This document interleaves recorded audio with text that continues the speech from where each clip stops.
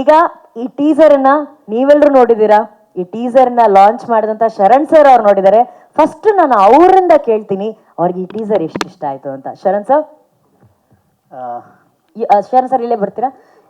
ಏನಂದರೆ ನಮ್ಮ ಕನ್ನಡ ಮೀಡಿಯಾ, ತೆಲುಗು, ಮಲಯಾಳಂ ಎಲ್ಲರೂ ಇದ್ದಾರೆ ಮೀಡಿಯಾದವರು.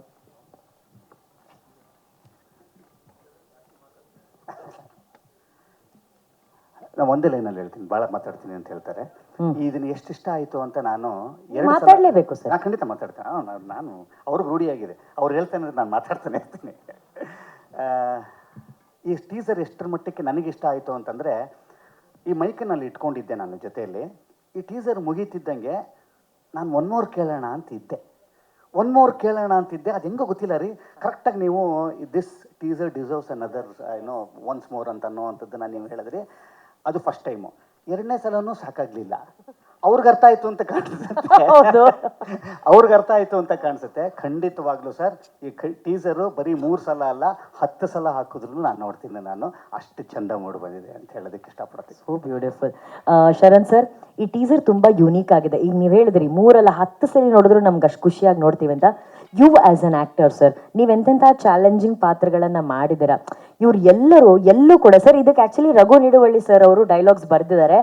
ಈ ಟೀಸರಲ್ಲಿ ಅವರ ಅಮೇಝಿಂಗ್ ಡೈಲಾಗ್ಸ್ ನಮಗೆ ಕೇಳಿಸಿಲ್ಲ. ಬಟ್ ಒಬ್ಬ ಕಲಾವಿದನ ಶಕ್ತಿ, ಒಬ್ಬ ಟೆಕ್ನಿಷಿಯನ್ ಶಕ್ತಿ ಏನು ಅನ್ನೋದು ಈ ಟೀಸರ್ ಹೇಳುತ್ತೆ.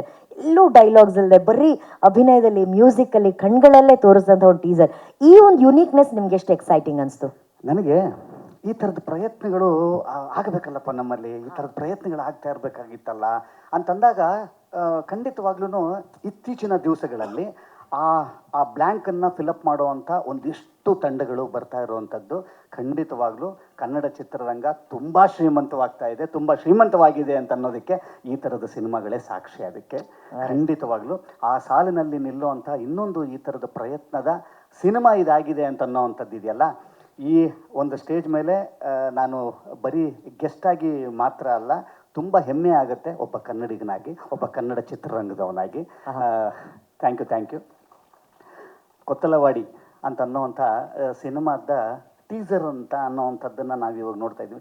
ಇಡೀ ಚಿತ್ರವನ್ನು ಸರ್ ಇಷ್ಟಿದೆ, ಒಂದು ನಿಮಿಷ ಇದೆಯಾ ಸರ್? 1:30 ನಿಮಿಷದಲ್ಲಿ ಈ ಸಿನಿಮಾ ಹೇಗಿರುತ್ತೆ ಅಂತ ಅನ್ನೋದನ್ನು ಎಷ್ಟು ಬ್ರೀಫಾಗಿ ಹೇಳಿದ್ದಾರೆ ಅಂತಂದರೆ ನೋಡಿ. ಆ್ಯಕ್ಚುಲಿ ಟೀಸರ್ ಅಂತ ಅನ್ನೋವಂಥದ್ದು ಒಂದು ಆಮಂತ್ರಣ, ಇನ್ವಿಟೇಷನ್ ಇದ್ದಂಗೆ. ಅಂದರೆ ತುಂಬ ನನಗೆ ಈ ಸಿನಿಮಾಗೆ ಸಂಬಂಧಪಟ್ಟ ಹಾಗೆ ಆಶ್ಚರ್ಯಗಳು, ಸೀಕ್ರೆಟ್ಗಳು ಎಲ್ಲ ಇತ್ತು. ಸೊ ಇವತ್ತು ನಗ್ತಾ ಇದ್ದಾರೆ ಅಮ್ಮ. ಒಂದು ಟೀಸರ್ ರಿಲೀಸ್ ಆಗಿದೆ. ಸೊ ಅಗಳಿನಿಂದ ಅನ್ನದ ಪರೀಕ್ಷೆ ಅಂತಾರಲ್ಲ ಹಾಗೆ. ಸೊ ಅಗಳು ಬೆಂದಿದೆ, ಅನ್ನ ಆಗಿದೆ ಅಂತ ಅನಿಸಿದೆ ನನಗೆ. ಸೊ ಈಗ ಎಲ್ಲರಿಗೂ ಉಣಬಡಿಸ್ತೀವಿ. ಬರೀ ಅನ್ನ ಮಾತ್ರ ಬಡಿಸಲ್ಲ, ಸಾರು, ಹುಳಿ, ಅದಕ್ಕೆ ಏನೇನು ಬೇಕು ಮಸಾಲೆ ಎಲ್ಲವೂ ಇರುತ್ತೆ. ಸೊ ಅದು ಥಿಯೇಟ್ರಲ್ಲಿ ಬಂದು ನೋಡ್ಬೋದು. ಭಾಳ ಚೆನ್ನಾಗಾಗಿದೆ. ರಾಜು, ಕಂಗ್ರ್ಯಾಚುಲೇಷನ್ಸ್. ಯೂಶಲಿ ಹೊಸಬ್ರು ಬಂದೊಂದು ಕತೆ ಹೇಳಿದಾಗ ನಮಗೊಂದು ಏನೋ ಒಂದು ಇರುತ್ತೆ, ಇವ್ರು ಮಾಡ್ತಾರ ಸರಿಗೆ ಮಾಡ್ತಾರ ಇಲ್ವಾ, ಏನೋ ಒಂದು ಇರುತ್ತೆ. ಬಟ್ ರಾಜು ಹೇಳಿದಾಗ ಕತೆ ಚೆನ್ನಾಗಿತ್ತು. ಅಫ್ಕೋರ್ಸ್ ಪಾತ್ರ, ನಾನು ಪೊಲೀಸ್ ಪಾತ್ರ ಮಾಡಲೇಬೇಕಾ ಅಂತ ಹೇಳಿದ್ರೆ, ಇಲ್ಲ ಸರ್ ನಿಮ್ಮನ್ನ ಮನಸ್ಸಲ್ಲಿ ಇಟ್ಕೊಂಡೇ ಬರ್ತಿದ್ದು ಅಂತಾರೆಲ್ಲ ಹೇಳಿದ್ರು. ನಾನು ಅದನ್ನೇ ಹೇಳಿದೆ, ತುಂಬ ಜನ ಈ ಥರ ಎಲ್ಲ ಹೇಳ್ತಾರೆ ಹಾಗೆ ಹೀಗೆ ಅಂತ. ಬಟ್ ಒಂದು ನಂಬಿಕೆ, ಏನೋ ಒಂದು ಮಾಡ್ತಾ ಇದ್ದಾರೆ ಅನ್ನೋದು ಸರಿ, ಎಲ್ಲ ಒಪ್ಕೊಂಡೇ ಹೋದೆ.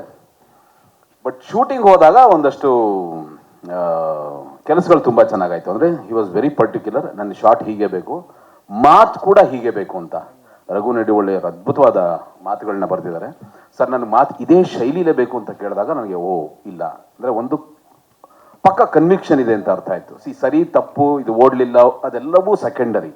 ಬಟ್ ಮನುಷ್ಯನಿಗೆ ಒಂದು ಫಸ್ಟ್ ಕನ್ವಿಕ್ಷನ್ ಇರಬೇಕು, ಅವ್ರ ಬಗ್ಗೆ ಒಂದು ನಂಬಿಕೆ ಇರಬೇಕು. ನಾನು ಈ ಥರದ ಸಿನಿಮಾನ ಈ ಪಾತ್ರದ ಮೂಲಕ ಹೀಗೆ ಹೇಳಿಸಿ ಹೀಗೆ ಕನ್ವಿನ್ಸ್ ಮಾಡ್ತೀನಿ ಅಂತ ಅದೊಂದಿದೆ. ಅದು ನಂಗೆ ಭಾಳ ಖುಷಿ ಆಯಿತು ನನಗೆ. ಶ್ರೀರಾಜ್ ಸರ್ ಡೈರೆಕ್ಟ್ ಮಾಡ್ತಿದ್ದಾರೆ, ಅಮ್ಮ ಅಪ್ಪಾಜಿ ಅವರು ಪ್ರೊಡ್ಯೂಸ್ ಮಾಡ್ತಿದ್ದಾರೆ ಅಂತ ಗೊತ್ತಾಗಿ ಸಿನಿಮಾಗೆ ನೀವೇ ಆ್ಯಕ್ಟರ್ ಆಗ್ತೀರಾ ಅಂತ ಅಪ್ಲೈ ಮಾಡಿದ್ರಾ, ಅಥವಾ ನೀವು ಆ್ಯಕ್ಟರ್ ಆಗಿದ್ದೀರಾ ಅಂತ ಹೇಳ್ಬಿಟ್ಟು ಪ್ರೊಡಕ್ಷನ್ ಹೌಸ್ ಹೆಸರೇನೋ ಚೇಂಜ್ ಮಾಡಿದ್ರಾ? PA ಪುಷ್ಪ ಅರುಣ್, ಪೃಥ್ವಿ ಅಂಬರ್, ಎರಡರಲ್ಲೂ PA ಇದೆಯಲ್ಲ, ಹೆಂಗೆ ಇದು ಸಿಂಕ್ ಆಗಿದ್ದು? ಇಲ್ಲ, ಆ್ಯಕ್ಚುಲಿ ಅನೌನ್ಸ್ಮೆಂಟ್ ಆಗೋ ಮೊದಲು ಇನ್ನೇನು ಅನೌನ್ಸ್ ಆಗ್ತದೆ PA ಪ್ರೊಡಕ್ಷನ್ ಇಂದ ಅನೌನ್ಸ್ ಆಗ್ತಾ ಇದೆ ಅಂತ ಹೇಳಿದಾಗ ನನ್ನ ನೋಡ್ಬೇಡಿ ಯಾರು, ಕೂತ್ಕೊಂಡೆ ಮಾತಾಡ ಕೂತ್ಕೊಂಡೆ ಮಾತಾಡ ಬಹಳಷ್ಟು ಜನ ನನಗೆ ಮೆಸೇಜ್ ಮಾಡಿದ್ದಾರೆ, ಆಗ್ಬೋದು ನೀನು ಈಗಲೇ ಪ್ರೊಡಕ್ಷನ್ ಶುರು ಮಾಡಿಬಿಟ್ಟಿದ್ಯಾ ಅಂತ. ಅದೇ ವಾಟ್ ಅ ಬ್ಯೂಟಿಫುಲ್ ಸಿಂಕ್ ಅಲ್ಲ. PA ಪ್ರೊಡಕ್ಷನ್ ಅಲ್ಲಿ PA ಪೃಥ್ವಿ ಅಂಬೋರವರ ನಟನೆ. ಪೃಥ್ವಿ, ನಾನು ಆಗ್ಲೇ ಹೇಳ್ದಂಗೆ ಅಮ್ಮ is such a wonderful sweet heart. ಅವರು ಯಶ್ ಸರ್ ಅಂತಹ ಒಂದು ಅದ್ಭುತವಾದಂತಹ ನಾಯಕ ನಟನನ್ನ ನಮ್ಮ ಚಿತ್ರರಂಗಕ್ಕೆ ಕೊಟ್ಟಂತ ತಾಯಿ.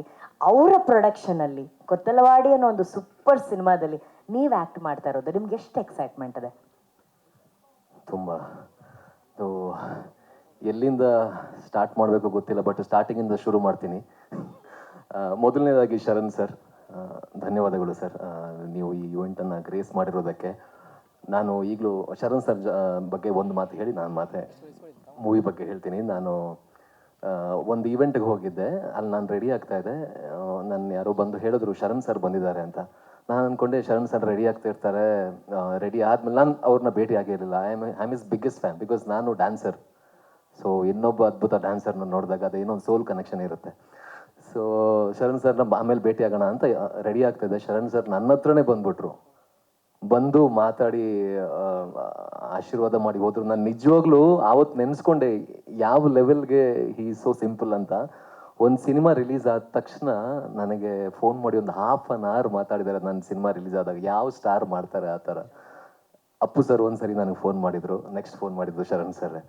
ಸೊ ಅಂಥ ಒಂದು ಅದ್ಭುತವಾದ ಮನಸ್ಸಿರುವಂತಹ, ಇನ್ನೊಬ್ಬ ಬೆಳಿಬೇಕನ್ನುವಂತಹ ಮನಸ್ಸಿರುವಂತಹ ಅದ್ಭುತವಾದ simple stars. Thank you very much. So ನಾನು ಹೇಳಿದ್ದು ಸ್ಟಾರ್ಟಿಂಗಿಂದ ಸ್ಟಾರ್ಟ್ ಮಾಡ್ತೀನಿ ಅಂತ. ರಾಜು ಸರ್ ನನ್ನ ಮೊದಲಿಂದ ಪರಿಚಯ. ಅವರು ಇದು ನನಗೆ ಹೇಳಿರುವಂಥ 2ನೇ ಕತೆ. ಮನೆಯಲ್ಲಿ ಕತೆ ಹೇಳಿದ್ರು, ಕತೆ ಹೇಳಿದಾಗ ನಾನು ಭಾಳ ಖುಷಿ ಆಯಿತು. ಒಂದು ಹಳ್ಳಿಯ ಸೊಗಡಿರುವಂತಹ, ಹಳ್ಳಿಯ ಮುಗ್ಧ yet powerful, innocent yet very strong character play ಮಾಡಬೇಕು ಅಂತ ಬಹಳ ದಿನಗಳಿಂದ ನನಗೆ ಮನಸ್ಸಿತ್ತು. ಅಂಥ ಒಂದು ಅದ್ಭುತವಾದ ಕತೆ ಇದು. ಕತೆ ಹೇಳಿದ್ರು. ಕತೆ ಹೇಳಿದ ಮೇಲೆ ನನ್ನ ಮಗಳಿಗೆ ಪ್ರಾಯಶಃ 2 ವರ್ಷ ಆವಾಗ, ತುಂಬ ಚಿಕ್ಕವಳು. ಅವಳಿಗೆ ಸ್ಟ್ರೇಂಜರ್ ಆಂಗ್ಸೈಟಿ ಇತ್ತು, ಯಾರನ್ನ ನೋಡಿದ್ರು ಕೂಡ ಹತ್ರ ಹೋಗ್ತಾ ಇರಲಿಲ್ಲ.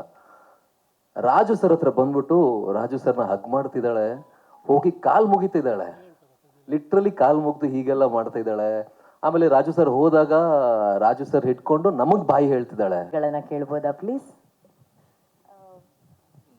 ಫಸ್ಟ್ಲಿ ನನಗೆ ಈ ಅವಕಾಶ ಕೊಟ್ಟಂಥ ಡೈರೆಕ್ಟರ್ ಸರ್ಗೆ thank you so much. Because cinema ನಾನು ಮಾಡ್ಬೋದು ಅನ್ನೋ ಕಾನ್ಫಿಡೆನ್ಸೇ ನನಗಿರಲಿಲ್ಲ. ಬಟ್ ಕತೆ ಬರೆಯುವಾಗ ನಾನೊಂದು ಇಮ್ಯಾಜಿನೇಷನಲ್ಲಿ ಬರೆದಿದ್ದೀನಿ. ಸೊ ಈ ಕ್ಯಾರೆಕ್ಟರ್ಗೆ ನೀವು ತುಂಬ ಆ್ಯಪ್ಟ್ ಆಗ್ತೀರಾ ಅಂತ ಎಲ್ಲೋ ಮಿಸ್ ಆಗಿ ಆಪರ್ಚುನಿಟಿ ಕಳ್ಕೊಂಡ್ಬಿಡ್ತಾ ಇದ್ದೆ. ಪ್ರಾಬಬ್ಲಿ ಅವತ್ತು ಸರ್ ಇಲ್ಲ ಆಗಲ್ಲ ಮಾಡೋಕ್ಕಾಗಲ್ಲ ಅನಿಸುತ್ತೆ ಅಂತ ಹೇಳಿದಾಗ ಹಂಗೆ ಹೇಳ್ಬಿಟ್ಟಿದ್ದಿದ್ರೆ ಪ್ರಾಬಬ್ಲಿ ನಾನು ಇವತ್ತಿಲ್ಲಿ ಇರ್ತಿರ್ಲಿಲ್ಲ. ಏನೇ ಆದರೂ it happens for good. And Pushpa ma'am ಎಲ್ಲರೂ ಹೇಳ್ತಿದ್ದಾರೆ ಸರ್ಪ್ರೈಸ್ ಸರ್ಪ್ರೈಸ್. ಯಾರಿಗೂ ಗೊತ್ತಿಲ್ಲ, ಅಷ್ಟು ಆ ಸೀಕ್ರೆಟ್ನ ಮೇಂಟೈನ್ ಮಾಡಿ ಸರ್ ಯಾರಿಗೂ ಗೊತ್ತಿಲ್ದಂಗೆ, ಯಾರಿಗೂ ಗೊತ್ತಾಗದೇ ಇರೋ ಹಂಗೆ. ಯಾರು ಯಾವತ್ತೂ ಯೂಶ್ವಲಿ ಪ್ರೊಡಕ್ಷನ್ ವೈಸ್ ಆಗಲಿ ಏನೋ ಒಂದು ಪ್ರಾಬ್ಲಮ್ ಆಗ್ತಿದೆ ಅಂತ ಯಾರೂ ಬ್ಲೇಮ್ ಮಾಡಿದವರಲ್ಲ. ನಾನು ಮ್ಯಾಮ್ನ ಮೀಟ್ ಮಾಡಿದಾಗಲೂ ಮ್ಯಾಮ್ ಅದೇ ಹೇಳ್ತಾಯಿದ್ರು, ನಾನು ಹೇಳಿದ್ದೆ ರಾಜು ಸರ್ಗೆ ಯಾರಿಗೂ ಯಾವುದೇ ರೀತಿ ತೊಂದರೆ ಆಗಬಾರ್ದು, ಕೆಲಸ ಆಗಿದ್ದೇ ಗೊತ್ತಾಗಬಾರ್ದು ಅಂತ. ಹೆಂಗೆ ಸ್ಟಾರ್ಟ್ ಆಯಿತು ಹೆಂಗೆ ಮುಗೀತು ಅನ್ನೋದೇ ಗೊತ್ತಾಗಲಿಲ್ಲ. ಶೂಟಿಂಗ್ ಮಾಡ್ದಂಗೆ ಅನಿಸ್ಲಿಲ್ಲ. ಎವ್ರಿ ಸೀನ್ಸ್ ಆಗಿರ್ಬೋದು ಎಲ್ಲೂ we didn't feel like we are shooting something. And ಎಷ್ಟು ಎಲ್ಲ ಅಂದರೆ ಫ್ರೆಷರ್ಸೇ ಇದ್ದಾರೆ. But artist wise cinema first ಆಗಿರೋದು ನಂದೇ. ಸಿನಿಮಾಗೆ ಫಸ್ಟ್ ಫ್ರೆಷರ್ ನಾನು. So but experienced artist Prithvi sir, Gopal Deshpande sir, Manasi Sudhir ma'am, Rajesh Natrang sir, ಎಲ್ಲರೂ ನಮ್ಮ ಅಮ್ಮನ ಪಾತ್ರ ಅಪೂರ್ವ ಮ್ಯಾಮ್. ಸೊ ಎಲ್ಲ ಎಕ್ಸ್ಪೀರಿಯನ್ಸ್ಡ್ ಆರ್ಟಿಸ್ಟ್ ಜೊತೆ ನನಗೆ ಇದು ಫಸ್ಟ್ ಎಂಟ್ರಿ. ಬ್ಲೆಸ್ಡ್, ಹ್ಯಾಪಿ, ಏನು ಹೇಳೋದು ಗೊತ್ತಿಲ್ಲ. I am really very happy about it. And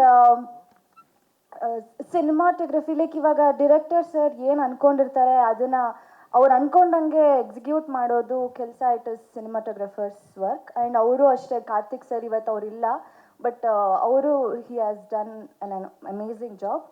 and what is ಅಷ್ಟೇ. Thank you so much. Thank you Kavya. ಹೊಸಬರಲ್ಲಿರುವಂತಹ ಒಂದು excitement, nervousness, I can see that. Home minister ಅವರೇ ನಂಬರ್ 1 ಹೋಮ್ ಮಿನಿಸ್ಟರ್. ನಾನು ಇಲ್ಲಿ ಕೂತಿದ್ದೀನಿ ಅಂದ್ರೆ ಅವರೇ ಮಗ ಅಲ್ಲಿದ್ದಾನೆ ಅಂದ್ರು ಅವ್ರು ಅವರೇ ಇಷ್ಟೇ ಅಮ್ಮ ನಮ್ದು ಏನಿಲ್ಲ ಎಲ್ಲ ಅವ್ರು ಹೇಗೆ ಹೇಳ್ತಾರೆ ನಾನು ಅದಕ್ಕೆ ಒಪ್ಪಿಗೆ ಕೊಟ್ಟು ನೋಡು ಈ ತರ ಡೈರೆಕ್ಟ್ ಇದಾರೆ ಇದು ಇದಾರೆ ಅಂತ ಎಲ್ಲ ನನಗೆ ಹೇಳೋರು ಕರೆಕ್ಟ್ ಹಾಂ ನಿನಗೆ ಖುಷಿ ಆದ್ರೆ ಮಾಡಮ್ಮ ನಂದೇನೆ ನಾನೊಬ್ಬ ರೈತ ನಾನು ಇಲ್ಲಿ ಫಾರ್ಮ್ ಹೌಸ್ಲಿ ನಾನು ಕೆಲಸ ಮಾಡ್ಕೊಂಡು ಹೋಗ್ತೀನಿ ನೀನ್ ಏನ್ ಬೇಕಾದ್ರೆ ಮಾಡಂತ ಕಾಯಕ ಯೋಗಿ ಅವರು, ಏನಾದರೂ ಅವ್ರ ಕಾಯಕ ಬಿಡ್ತಾ ಇಲ್ಲ ನೋಡಿ ಅವರು. ಈ ಮಾತನ್ನ ಆ್ಯಕ್ಚುಲಿ ನನಗೆ ನೆನಪಿದೆ, ಒಂದು ವೇದಿಕೆಯಲ್ಲಿ ರಾಜಮೌಳಿ ಸರ್ ಅವರು ಮಾತಾಡಿದ್ರು ಸರ್ ಬಗ್ಗೆ. ತನ್ನ ಮಗ ಎಷ್ಟೇ ಎತ್ತರಕ್ಕೆ ಬೆಳೆದಿದ್ರು ಕೂಡ ತಾನು ಮಾಡ್ತಾ ಇರೋಂಥ ಕೆಲಸ, ಅವ್ರು ಮಾಡ್ತಾ ಇರೋಂಥ ಕಾಯಕವನ್ನು ಅಷ್ಟು ರೆಸ್ಪೆಕ್ಟ್ ಮಾಡ್ತಾರೆ. ಇವತ್ತು ಅವ್ರು ಹೇಳ್ತಿದ್ದಾರೆ, ನಾನು ಫಾರ್ಮರು, ನಾನು ರೈತ, ನನ್ನ ಪಾಡಿಗೆ ನಾನು ಕೆಲಸ ಮಾಡ್ತಿರ್ತೀನಿ. ಆದರೆ ಸುಖ ಸಂಸಾರಕ್ಕೆ ಬೇಕಾಗಿರೋಂತಹ ಒಂದು ಸೂತ್ರ, ಹೆಂಡತಿ ಹೇಳೋ ಮಾತನ್ನ ರೆಸ್ಪೆಕ್ಟ್ ಮಾಡಿ ಅಂತ ಹೇಳೋದು. ಡಿಸ್ಕಷನ್ ಮಾಡಿ ಹೆಂಡತಿ ಹೇಳೋ ಮಾತಿಗೆ ರೆಸ್ಪೆಕ್ಟ್ ಮಾಡಿ. ದೇಶಪಾಂಡೆ ಸರ್, ನೀವು ಕೈ ತಟ್ತಿದ್ದೀರಾ, ನೀವು ಅದನ್ನು ಫಾಲೋ ಮಾಡ್ತಾ ಇದ್ದೀರಾ. Good good good husbands, I want to say good husband sir. Super sir ನೀವು. ಆ್ಯಂಡ್ ಆ ಎಲ್ಲ ಯಶಸ್ಸು ಕೊತ್ತಲವಾಡಿ ಚಿತ್ರಕ್ಕೂ ನಿಮಗೆ ಸಿಗಲಿ ಅಂತ ನಾವು ಆಶಿಸ್ತೀವಿ ಸರ್. ಗ್ಯಾರಂಟಿ ನ್ಯೂಸ್, ಸುದ್ದಿ ಖಚಿತ, ನ್ಯಾಯ ನಿಶ್ಚಿತ.